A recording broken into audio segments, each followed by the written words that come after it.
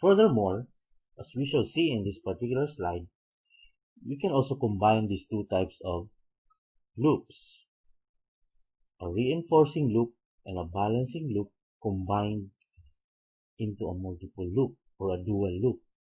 So in this case, we talk about the deer population, and there's a reinforcing loop between birth and the population of these deer. The more birth, then there would be also increase in population. And when there is an increase in the population of deer, more deer would be able to reproduce, hence it creates more birth. However, there's also a certain relationship between the deer population and the available food. So if there are more deer, then there are more mouths to feed for that population, then eventually it creates a negative effect on the available food. And at the same time, if there are more food, it encourages more deer population. In this example, we see a multiple loops. This is what we call as the money loop, wherein this actually refers to a causal loop diagram of the relationship between variables among NGOs. So in this case, if an NGO has a good reputation, it creates a positive effect in terms of the available funds, because if you have a good reputation as an NGO, more funding institutions will support you in terms of funds. And at the same time, if you have more funds, it increases your capacity to achieve results. Now let's look at the causal loop at the center, which is a reinforcing loop also. If you have a better reputation as an NGO, then you would be able to hire more people, which is of high quality in terms of skills, in terms of qualification. Hence, it also boosts your capacity to achieve results. The third loop, as you can see in the third loop that we have here as an example, as the NGO starts achieving results, it gains more experience, and this experience leads them to have a better capacity to achieve results, which closes the loop into achieving more good results. Okay, here's a more complex causal loop diagram, which depicts the dynamics of forest cover in Negros Island. This is actually a paper published in this book, The Root Causes of Biodiversity Loss. So it's a bit complex. Researchers on this tried to understand how the different variables affect each other. However, if you notice, there are two causal loops that we can be able to notice. The first one is this. And there's a larger population density, for example, it encourages immigration. If you follow this particular arrow here, the larger the population density, it creates immigration because more people are needed for more work. And when there's immigration, it adds more to the population.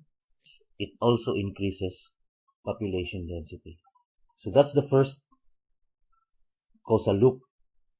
The second causal loop starts here, commercial logging. When there's commercial logging, it increases, if you follow this arrow here, it increases the share of wealth of the sugar elite.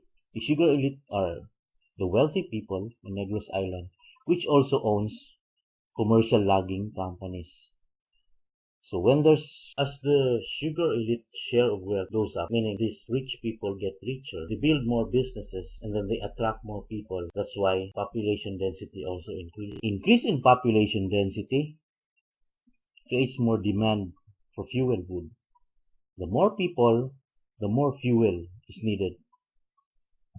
If there are more demands for fuel wood, then it also increases the act of logging in the area.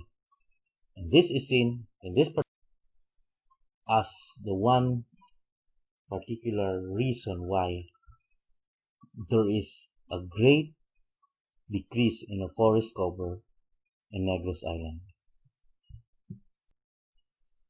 Okay, so much for that.